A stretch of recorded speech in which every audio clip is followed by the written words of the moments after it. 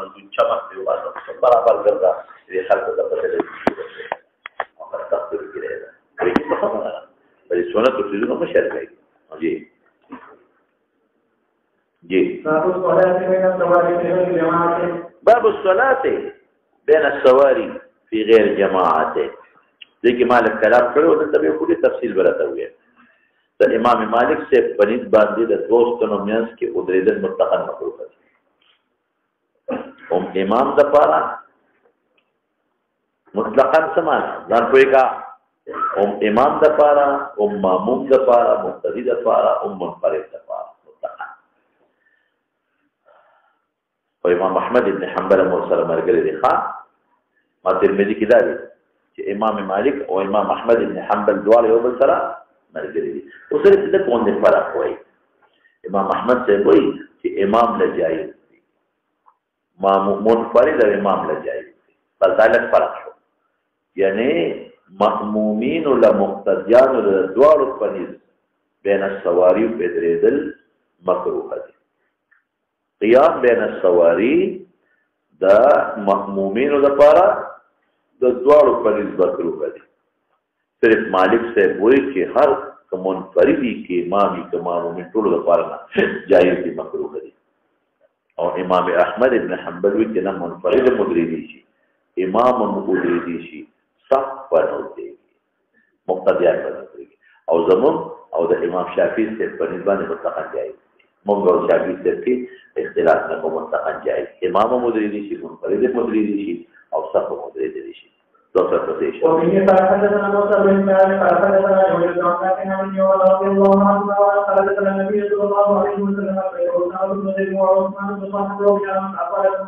ورد بن سوره مصري ترين وباسيو بين العمودين المقطنين هذا رسول الله مبارك د دوستونو میاس کې نو ګوره هغه شند مالک دا حجت شو د چا د پاره زمون د پاره موږ کې نبی هم قدرت کراهیت نشته چې مو پرې دوی دي چې امام دی ولې ودرېږي او چې امام ودرېږي چې نو چې کوم شي د نقصان باندې درسي هغه کې د امام او د جمع پر مقتدیانو فرق نه بیا نو چې دا د منفرد ودرېږي شي نو امام او جماعت ودرېږي شي هم دا وایي او د امام بخاری رحمت الله علیه اعلان مسلک احمد تعالی په غیر جماعت قید ولګاو وګورئ هغه سره په لګاو غیر جماعت یعنی صح نشي ودرېدل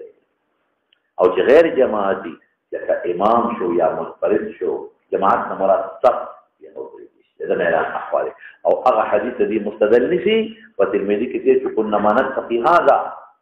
في عهد رسول الله صلى الله عليه وسلم څه ویل کنه ترمذی کې لیکن دا غیر ما جواب کړو چې هغه د مسجد نبوي ستنه فقط استوا کې نه وی نو کاغه کې بس په دې نو صف پکاږي دا وایي دا جواب نکړه او بهر کې وو دا نوم د مستدل دی راي رسول یو شی مفسدي د امام د پاره نو بیا د قوم د پاره وي یو شی مکروه هي راي کې امام او د قوم په منځ کې به فرق نه بعضي امور د امام د پاره انفرادي دي داخله امام د پاره انفرادي خبره نه ده پر پسې اشاره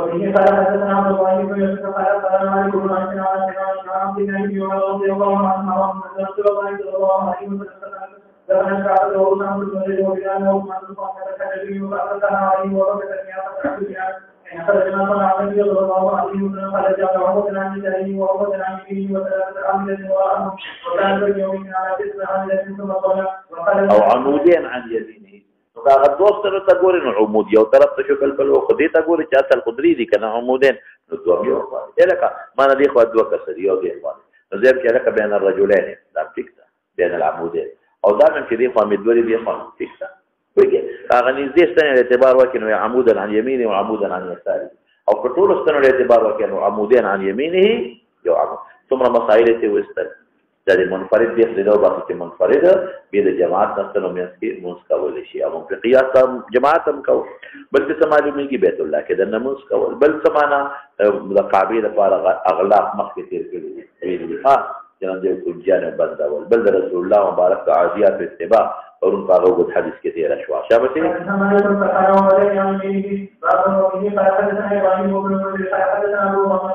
باب الصلاه في الكعبه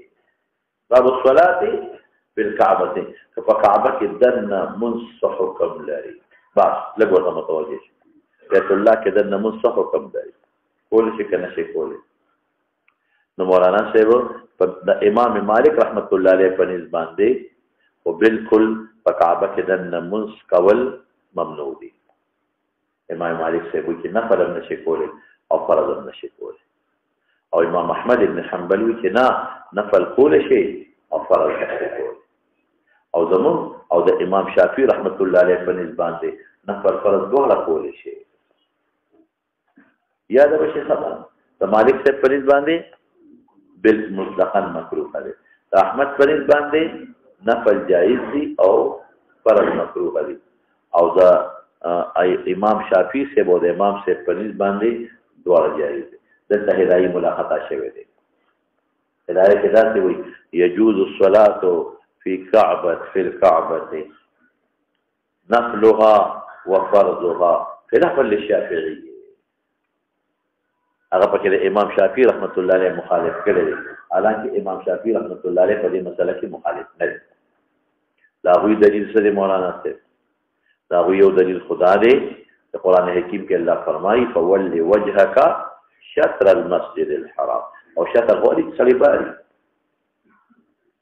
وایي په خبره فول وجهك شطر المسجد الحرام زم دلیل څه شي دی زم دلیل دا دی چې ته په کعبه کې د نماز کې نو شابه یو دیوال ته راځي او شا ګرځول کعبه ته مفسد د صلات دی شا ګرځول قبله ته څه دی مفسد یو خو د مخرج بل خو اشاره لکه او دا احمد په نفلو کې توسو کوي په نوافل کې توسو دا په سفر کې دا غیر د قبله ته کول شي مولانا صاحب زموږ دا دلیل دی مونږ وایو په توجه د قبله کې بیا نفل او فرض برابر دي او سفر کې خدان له عذر دی هغه د منځ کوم استثناء کوي چې هغه کې څه دی عذر دی دا خدای دې موږ په کې نفل او استثناء ته ونکړه که چېرته فرض پکې ممنوع وي نو باید رسول الله مبارک دا موقوا بیان سکوت په معرض د بیان کې دلیل د منع وی بیا بیان به کړي او خامخا چې فرض پکې مکه وي ګول ما پکې نفل او کته فول لوجهك شطر المسجد الحرام دا محمول لپاره چې کوم خارج وي چې کوم څه وی لکه خارج بل دا چې دا مستدل ټکم نه دی شطر په حیثیت ته چې دنه په بیت الله کې موږ کې شطر یو حیثیت ته مخرج نه دی مخالف نه دی او کته چې لکه فقهاو ټول لیکلي چې قبله تشاکول مفسد دي دا الا چې دا متضمن ګرځي چاله را تحویل د وجهه له قبله نه چې بار دی یعنی ذات دا شاکول مفسد نه دی هغه شاکول کله مفسد دی چې توجه دی ګرځي د قبله نه په داخل کې خو توجه د قبله نه ګرځي کله بس اوس امام بخاری سوی په پسې شاه ما ترجمه الباب کې مشى قبل وجهه حين يدخل وجعل الباب قبل ذلك ومشى حتى يكون بينه وبين الجدار الذي يكون قريبا من 3 ذراع صلى منذ ولا عبد الله بن عمر عليه الاتفاق كان يتوقف قد يكون المكان الذي اخبره به بلال اذا صلى فيه قال وليس على احد باطل ان صلى في اي نواحي البيت شاء ابن عمر وقال ان صلى في اي ابن عمر الذي موقوف من معلومه شابته بس دا بعض حضرات رد کوي چې لغه احمد ابن حنبل او بعض خلف هغه وی راحلیتا مزمکوا ولې ځکه دا سوتره داسې نه پای نشي سوتره به خراب شي او زمون د جماهیر په امام بخاری په نسبت باندې جایز دي څه کلام پکې نشته بغیر شجر رحل ټول ته جایز دي شابه سي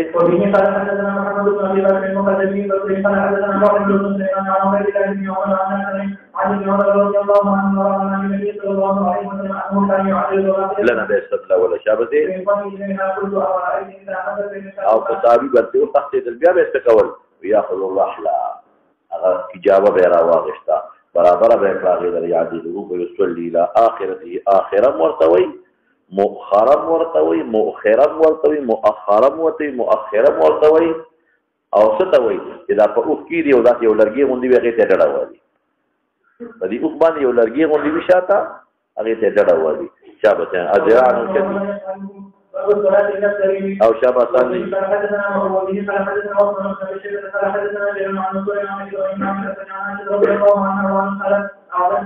تاسو موږ برابر کړي یو د کلب او د حمار سره ورانا ته دې کې مسله روانه ده خدای ته ورځه احمد بن حنبل او اسحاق هغه ادریس دون قاطع د صلات دي یو کلب دی یو حمار دی یو سپی دی یا او دغه د خزر کلب حمار او سپی او دا حدیث په ترمذی کې شته کلب حمار او مرأه چې صلات تدریس دون تقطع الصلاه منقطع کوي او موږ وایو چې نه هغه نه قطع د خشوع خضوع مراد ده د قطع نه مراد قطع د خشوع خضوع ماته دلایل شته او خشوع خضوع ولې قطع کوي ځکه خزه محل شهوت دی دا باندې نظر وکړي او سپی چې دی دا په سړیا راوړي چې خدای ته حمله ولګي خامخ درته ولاړ او د دې توجه مرته خرابي او په خیل او حمار کې دی د سره ملابسه د شیطان دی وتنه ګوري چې به خر आवाज وکي نو تعوذ بالله من الشیطان الرجیم فانه راى شیطان او یا څه شیطانی حرکات شروع کول موږ د خراب نو دا درې چې د محل شهوت دي دا څه محل شهوت دی دا دوه ملابسه د شیطان سره لري نو چې کوم ځای کې راځي چې دا درې چې قاطع دي نو دا غیر منقطع د خشوع خضوع او دا د دلایل د دنیا دا ګورو شر احد الجنون بالكلب والحمار اتمنى دې سره برابر کړی لقد رأيت لماذا لدليل الذي حرف الله على السرير فقط باندې راتب على الاسلام فيتوسط السرير لا ينسى بوته ويصلي فاكره ما بدل ان اصنع كده وتمخامخ باسما اصنع مخامخ والتفاصيل فانسل من قبل رجليه السرير تخپونه بلا توقع وكشيدا مخامخ وته کې ناستم ما بلا بدل رسول الله مبارک ما توجه راځي پرې دبلستان کې دنه ورنان ورو ته خاو په طرفه او په طرفه شو حتى ان صلى تقبل لحاق نو میدان او خوایا په طرفه وګوره دا مختلف حالات دي دلته کې دا پکټ او بل ځکه په هغه بستر چې په کوم مصلی چې په کوم مصلی رسول الله مبارک یا دا لکه د دې نه جواب طالب شو او دا خرغه مخ کې تیر چې خرغ والكلب والحمار طبع الصعبتان لوبي كولي ذا المكي وبيناتي داغينا معلومة شو شابه زي بس يوكو في خبر ذات بيك رد مسؤول دي اهل ظواهر وي بدارت واجب دي يسوك دي مخي تيري گرد سدي واجب لمن فريد مباحة دي دا ايمو ثلاثو فريد مستحب دي رد ستاوي بس درد مختلفه طریقې یو طریقه پیدا ده چې یو سړی راځي آیات ته په جهر کا تر منځ کې کنه او ته مالک یو الدین سری مونږ په جهر کې چې پوښي مخه ده نه که داسې نه کول درد بل طریقه دا بلاسه یو لا تر عمل قلیل یا بل لاسه یا لا تاسه عمل قلیل یا یو قدم ورمخ کې دا عدم قلیل ده عمل قليل نو موږ یا سبحان الله وایا یا یو آیت د فجهر کا چې دې یو آیت فجهر کې فرق نه او یا سمې وي سبحان الله وایا یا الله سره اشاره کې اشاره بالاسباق یا باليد ها اي مساله څه وي دا او زموږ مباح ده کې هم کنه کې هغه د پات دي ګناګار ده اي مساله ته مستحب وي ډیرستا او داوود ظاهری ورته واجب وي او زمو په درجه د غدري صورتونه دي او دوی څه وي دی وینا که سره د ګوتې او د اشارې نه راځه نو بیا اونې څه مرینا تاسو چې څنګه کې درو براوه او بل څه جګړه په حرمانو کې اوسم باز خلک ورمنډه کې او سړی سوک ورته سوک مضبوط دي کا ولا ورته حدیث کې راځي پر یو قاتل جواب ورته زما خلال شواب يرد المصلي من مر بين يديه ورد ابن عمر في التشهد يعني په اخیری تشهد کې رات کړی دی چې تشهد کې د میان د صلات کې چې دا د فراغت کې میان د صلات په طریقې ډول بکی او په کعبه کې کړی دی وقال ان اباك اغمار انکار کوي الا ان يقاتله مگر تاسو جنگ کوي نو قاتله جنگ وسره حضور دې ذكر اغي وي دكتور بديجا وفي قال حدثنا ابو معاذ قال حدثنا ابو الواسع قال حدثنا يوسف عن محمد بن ابي بكر ان الله تعالى رضي الله عنه قال قال النبي صلى الله عليه وسلم قال حدثنا ابو بن قال حدثنا سليمان بن المغيرة قال حدثنا محمد بن ابي عن ابي قال حدثنا ابو بن سلمان قال ابو بكر سعيد بن خدري رضي الله عنه عن يوم الجمعه يصلي الى شيء اغي غزه السلطان تقول يوزوان تبلغ ابي معيط روان ان يجتاز بين يديه ذكر ابو سعيد في شكل نظر الشاه وبدا لا ينمط الا بين يديه فعاد دوباره راجع كثير شيء فدفعوا ابو سعيد اشد من الاولى فنال من هذا علق نيل ابو سعيد نيل ذاك بدل يولد اذا ولا واغشت وبدا اخر بمروان الى مدينه حاكم شكايته وماذا اغفل مثل ابي ابي سعيد ابو سعيد الذي كرهه ابو سعيد اخذ قلبه ولا مروان يا اخي ولا غير ممكن اذا تفضل كلمه شكايتي فقال ما لك تشي وداغرا ولكن اخيك التروار مجازا وتروار يا ابا سعيد مسلمان اذا مستان كثير الوالد قال سمعت النبي صلى الله عليه وسلم يقول اذا صلى احدكم الى شيء يستره من الناس او اراد اليوم يكاد بين يديه رسول من الصحاح فليدفعه بكلمته استغفر فان ابى فليقاتله فانما هو شیطان یا جنی بشکل د انسان دی او یا دا چې وسب د شیطان څخه پکې ما سوتره درول دی ولې د ما مخکې دی د ما مون خرابوي د ما خشوع وضو خرابوي دا چې شیطان دا سبب د فوات د خشوع وضو دی د ما خشوع وضو ورته او ظاهر کې حدیث مستدل داغي د پاره شو نو هو چې امر دی باحث د پاره کله خپل خشوع وضو برابرول شي به نه کا هم پر هغه پر د استحقاق او دا پر یو قاتل ولمون جواب تاسو کیا خدا محمول دی په ما قبل د نفس العمل هغه زمانه باندې محمول دی چې عمل کثیره په مانده کې جایز او یا دا پر یو قاتل او محمول په زجر کاو چا باندې کاو زجر لکه من شرب الخمر فاقتلوه then ورګه په فضربوه فإن عاد فضربوه فإن عاد في الثالث فاقتلوه حالانکه دې زمانه خلق خمر کړی رسول الله مبارک وجل النادر هذا محمود في بزجر ياهم وقبل نفس العمل يا محمود بزجر المتشديد او يا فليقاتله بعد الصلاة منزل پس تکا برابر ہے اتنا سکار ولی بعد الصلاة او یا په تمرد محمول دي تمرد څه چې هغه سرکشي کې نه دی پری دي خامخا راځي لیکن کپری مقاتله کې عمل کثیر د نصادر شو پرې پنځ د ایمو 40 منصفات شو د دې جواز دا مطلب دی چې پرې فساد د نخله ته مؤاخذه نه کوي اجازه دې درکړه او د ټولو نه خاصه کول معنا چې کوم څه دی چې فليقاتل هدا خیر خدای دې هلاک کی دا خیره ده قتل الخراسون قران حکیم کې الله فرمایي دوی قتل الخراسون څه معنا مونږ کوو شابته الله اکبر چې خدای دې هلاک کی خراسون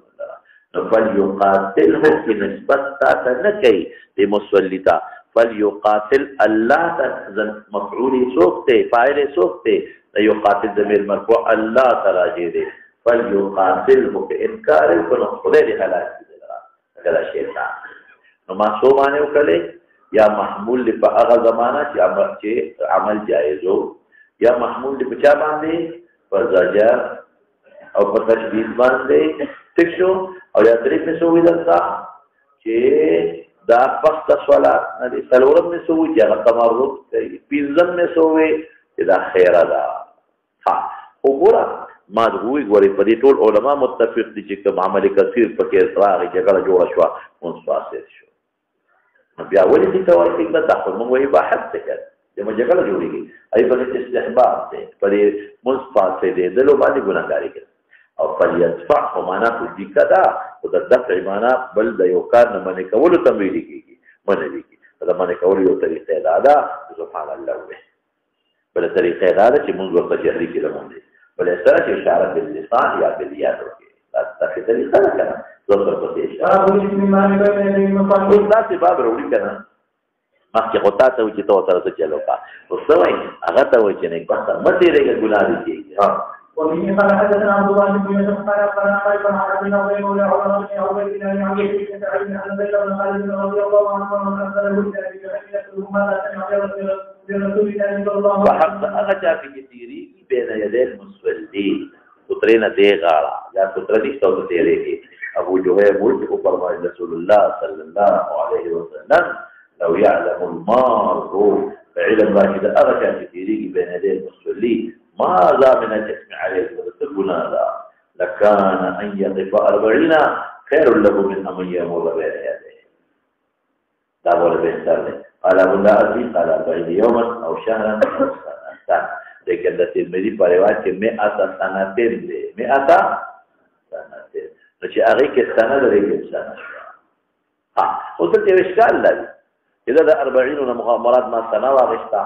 ځکه د ترمذی په روایت کې 100 سنتين دی نو د 100 او د 40 نه کې به تعارض راغی کنه تعارض علماء کرام لیکي اذا تعلق قطع الخشوع لري کریم نږدې راغی خشوع حضور به ډیره قطع کړه نو سل او کله باندې ته اخواله او خشوع حضور به کم قطع کړه نو 40 دا دې مطلب څه شو دې 40 نو د ثاني چې ودرېږي نو څو کوئی چې لکه ظاهر معنی هم دا لکه چې سل کال دې دلته ودرېږي دې څومره په تکلیف کېږي درته الله اخرت کې کوم سزا ورکړي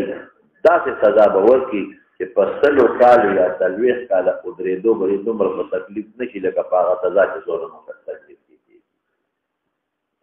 وې شي خبره دا سلو کالو 30 کالو په ودرېدو به دومره په مشقت کې نه دي لکه دلته کې دې کوم سزا الله په آخرت کې ورکړي او دې نه زیات دې خپل جواب مناسب څومره مخکې به تیریږي که سوتروي خو بیا سوتري نه پورې غاړه تېرېدی شي او که سوتروي نو څومره مخکې به تېرېږي نو څوک وایي 3 زره مخکې تېرېدی شي 3 زره او څوک وایي چې نه 3 صفوفه 3 صفوفو کې ونه تېرېږي مخکې به تېرېږي لیکن زه راته ښکلې وجه ووایم هغه دا ده فقهاو لیکلې ده چې سره سجدې میانس کې ته ګورې د سجدې ځای ته ګورې چې کوم ځای کې ته سجده لګې نو وګوره چې ستا د سترګو لاندې کوم ځای په نظر راځي لکه ما سره زه دلته ګورم ګوره اوس زه د دې کتاب ته ګورم نو زما د سترګو لاندې دا حلقه راځي دا د سترګو نو چې سجدې ځای ته ګورې او د سترګو لاندې کوم ځای راځي دومره مسافت کې نږدې ورته نه ځي وګوره کله دې مسولي په دې ځو ولاړ ګوره په داسې امور کې د مبتلا به له اعتبار ولهم فقهاء دخل کوي کله دا په دې ځو ولاړ نو مسنون خدا دې چې زره سجدې دې ته وګورم بل خو دې نه ګورم بل خو ګورم خو ما خبره غلطی ده نو کې زه په دې ولاړم او ما د سجدې ته کتل نو څومره فاصله به زما د نظر لاندې راتله بس دونه فاصله کې پټې زره د مخکې نظر که دومره فاصله کې لاړم زما ګناه شوه ځکه دغه خو د خامخا راځي او موضوع سجود ته موضوع سجود ته کتل مستون دي او که نه د هغې نه دې ما پسې سر راغلی د خپله ګناه ده ولې پسې سر راغلی مخکې لاړ شوه ها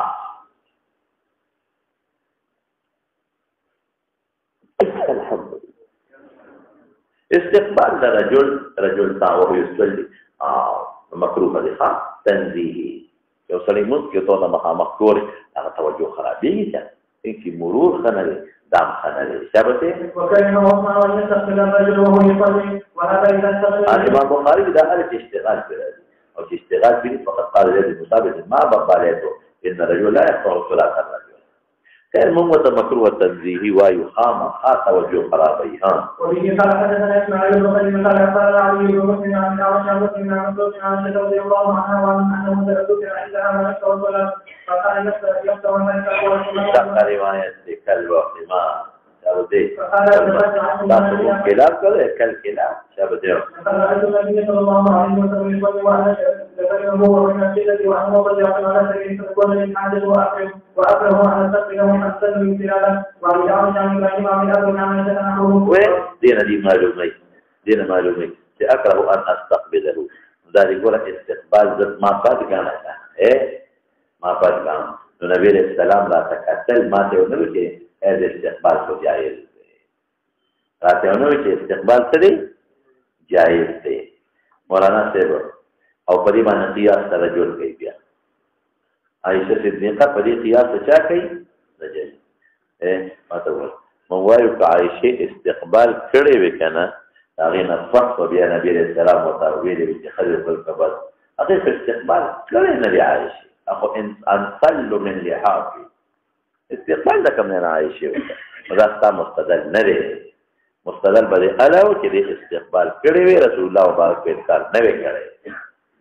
استقبال نه دی کړی دا خو دې سوچ چې اکرهو بلکې زما مستدل دی عائشه صدیقه خپل سوچ خو زما مستدل دی چې ما بد ګڼم چې د وته مخ کې شمه نو چې څنګه خزه مخ کې کېږي دا بد ګڼي نو سړی کوه د مخ کې کېږي بد ګڼي دا مستدل نه دی استقبال عائشه صدیقه نه کړی خو دا کټه فون او پیدا ده ورپسې شه بس یو کوټه اختلاف دی ادا چې مالک ته وایي یو سړی ودی او تور تمون کې مکروه کړي او جماهیر وی جایز دي ها مالک ته وایي احتمال د دې لري چې دا نه چې ضرورت مراد وي نو دا اصل احتمالي خبره ده څه پته لګي دا خو دا وستړی چې د مخکینه دی احتمال لري چې دا وړاندې وړاندې راپورې راځي والبسيط قال حدثنا يحيى قال حدثنا هشام قال حدثني ابي عن عائشه رضي الله عنها قال كان النبي صلى الله عليه وسلم يصلي وحرات ثم وجلس على فراشه فاذا اراد ان يوقف مناسبه الدوام ايضا فقالت باب الصلاه في خلف المراه وبه قال حدثنا ورډېر خبره معلومه شو یو خدا چې نائب په رسول مستول جایز دي دې معلومه شو چې دا خدای مخکې مونږ لپاره مفسد نه ده چې موږ وایو خلک ورې موږ ته مکروه او تنزیه خلاف الاولا او رسول الله مبارک ولې کړی دی د بار بیان د جواز کړی دی کله به حسن خلاف الاولا کو جواز ته نه معلوم شي دا نه کول خو بیا د حرمت معلومه ده او بل ځکه معلومه کې یو سړی تعجب کې خدای اراده نه پاسا او وتر په اخر شپه کې دا معلومه شو او وتر لپاره بل بنیادم پر خبر هم څو کله مسلې ترې نه معلومه شوې ها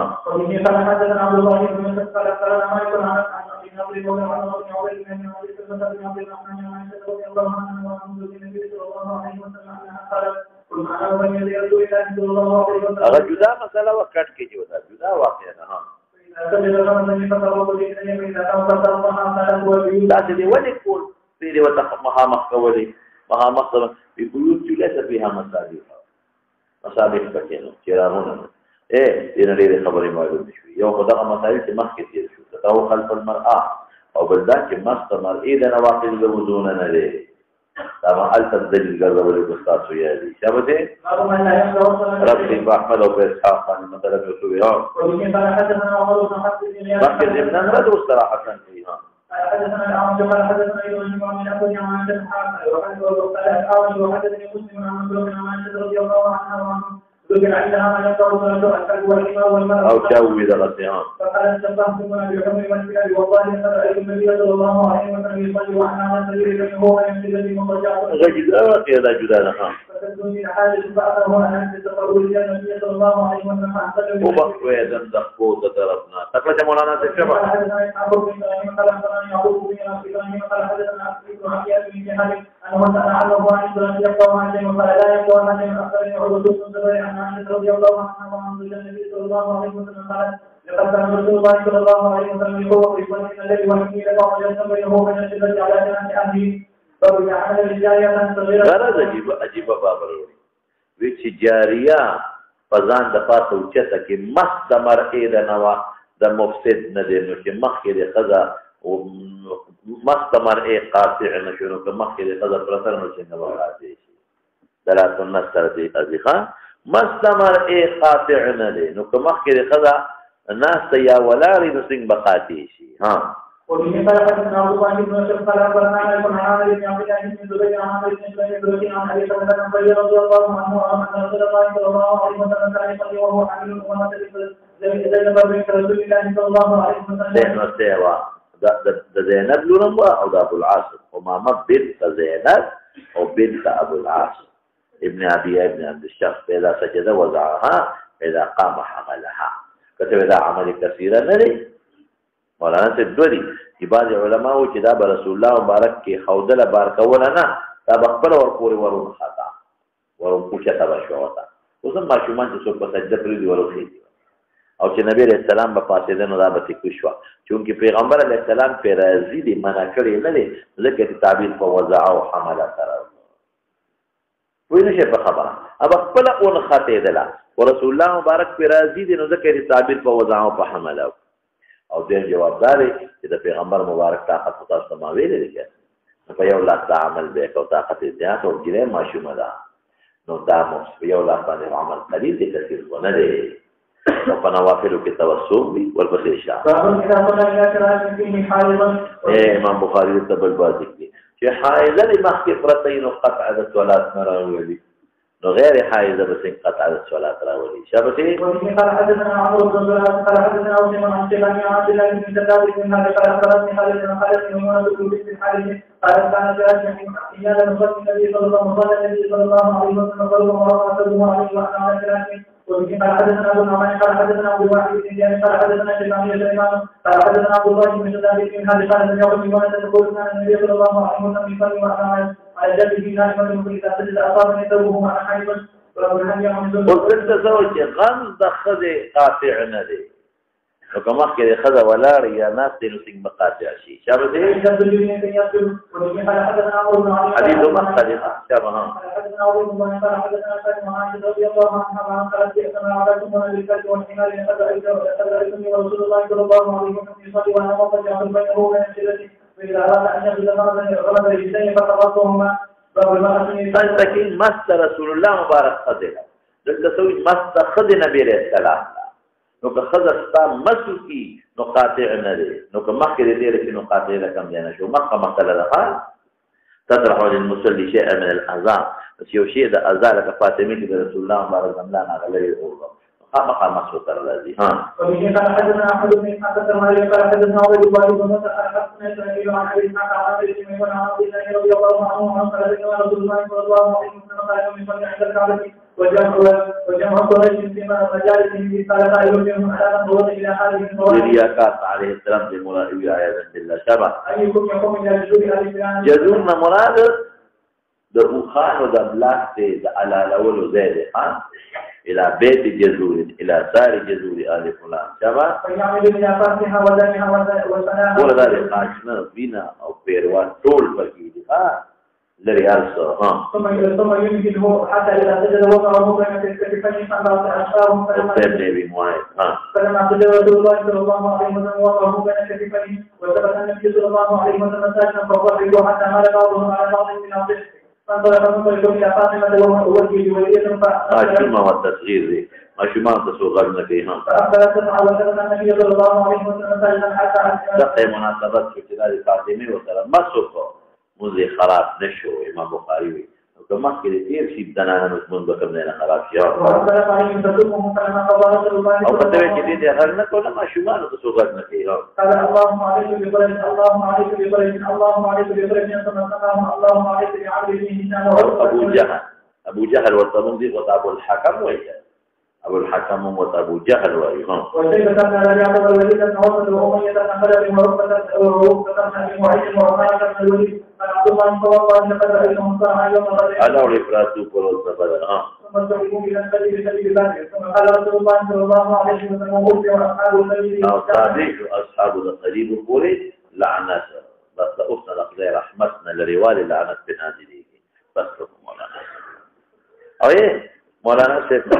کتاب خلاص د کتاب په اخر کې د خاتمه ته اشاره کوي کنه دا سورعا یوم بدر دي کنه ټول مړو کنه الله ورته خاتمه ته اشاره